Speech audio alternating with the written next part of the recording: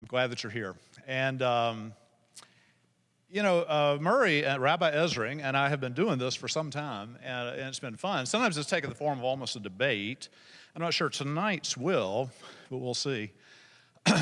and it's been great fun. And he and I have become very good friends over these years, and I'm glad that you're here.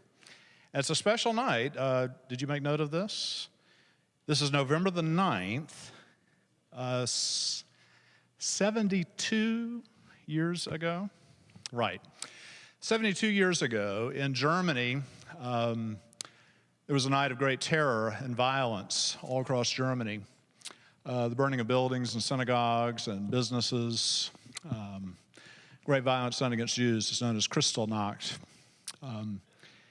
We need to attend to that tonight. It's good that we're together. 2 years ago, there was a service to make note of this at Temple Israel. I got to be there for that. They had, I think, 12,000 people came. It was really something. We had Holocaust survivors there, and a film was viewed. It was just a wonderful, wonderful evening. And some of you I know were there, and that meant a lot to be there, so that was cool. Tonight, we're going to talk about angels and demons, not the Tom Hanks movie. I thought that would be a funny line when I said that. Not the Tom Hanks movie. But the whole idea of angels and demons, the devil. What do Christians think about this? What do Jews think about this? It's interesting. And actually, I don't know, Murray, how you researched this.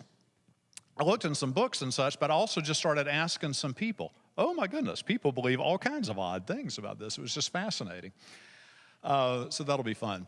So, Murray, I think we'll have you go, since Judaism is senior to Christianity, we'll have you go first, and then I'll come. And he and I are going to present a little, but what we enjoy most is kind of conversation with you. That's always the most fun for us. That's what most of our time will be. So, Murray, take it away. Thank you. And I'm glad you didn't remember that one of us is senior to the other, chronologically. Ladies and gentlemen, the question tonight is, are there angels and demons in Jewish tradition? If you ask most Jews, they would come up with a lot of folk tales and tell you, no, they don't exist. I want to read to you as an opening statement. Every evening when Jews go to bed, there is a special version of the Shema which we are supposed to say. It begins with our statement and our belief in God. And towards the end, we read, B'Shem Adonai Elohei Yisrael, in the name of the Lord God of Israel. Mimini Michael, may the angel Michael be at my right, umismoli Gavriel, and the angel Gabriel at my left, umilifanai Oriel, and the angel Oriel before me, umeachorai Raphael, and behind me the angel Raphael, v'al roshi Shechinat El, and above me the presence of God. Now, in another version of this prayer, instead of the presence of God, it says Metatron. And Metatron is the most powerful angel of all in the mythology of angels and demons in Jewish tradition. So it's clear that whether people today believe walking down the streets they might run into an angel, that at one point in time, very recently, our ancestors believed not only in angels, but in demons. Have you ever been to a Jewish wedding? And how does a Jewish wedding end? The breaking of a glass. We don't know where that came from, but we do know that there's a very strong scholarly belief that the breaking of the glass came because all these demons are hunting around for good times to ruin, and they hear the joyful gathering at a wedding and are ready to ruin the wedding when all of a sudden, what do they hear? The groom breaking a glass. Well, how joyous an occasion can it be if the guy's already throwing glassware at the poor woman? And that may be the origin of the breaking of the glass. We don't know for sure, but that is taught for generations. Anyone ever heard of good King Solomon? Have you ever read the stories of Solomon in the Bible? Solomon wasn't such a great king. He taxed the people overly much. He forced the people into service to the nation, building the temple against their will many times, just to get it built. And so Jewish tradition asks the question, why does it appear that this good and wise king seems to have been schizophrenic, have two completely different personalities, if that's the right term for schizophrenia? And the answer they give is his war with Ashmedai, the king of the demons, who, one of Solomon's lieutenants named Benaiah, is given by Solomon a magical ring and chain, and he captures the prince or king of the demons, Ashmedai, and drags him to Jerusalem, where he is kept in prison until one day, King Solomon comes to speak to the demon and asks him a couple of questions, searching for the well of truth in the universe. And the demon says, I'll only give it to you if you release me from my chains. And eventually Solomon does.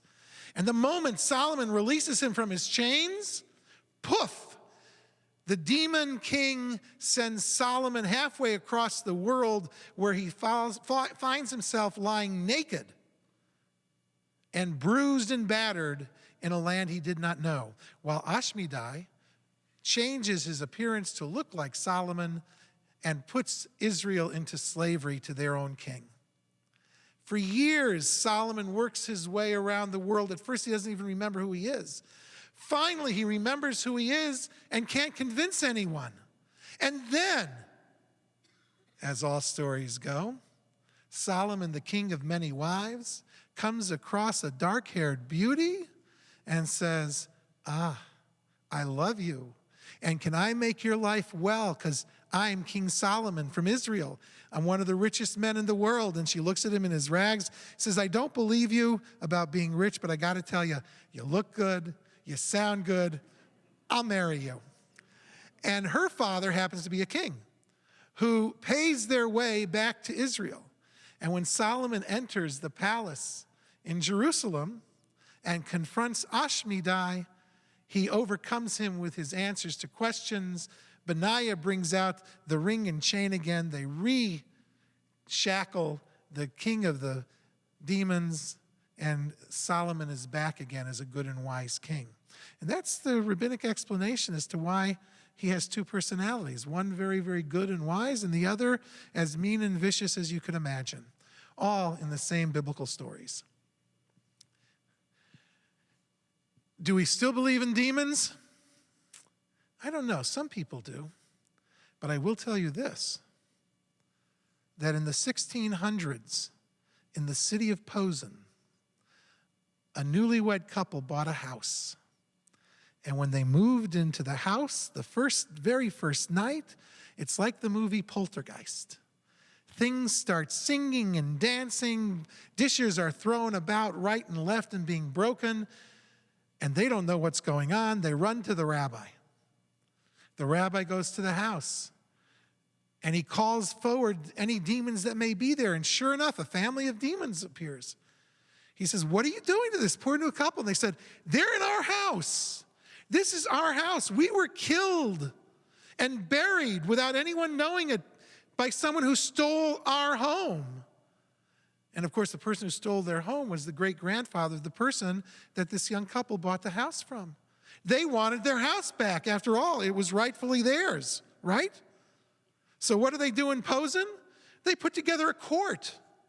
And there is a court case in the center of the city of Posen, viewed by everyone, in which the rabbis sit in judgment, hear the testimony of this young couple, bring the testimony of the demons to the court, and the court decides in favor of the demons.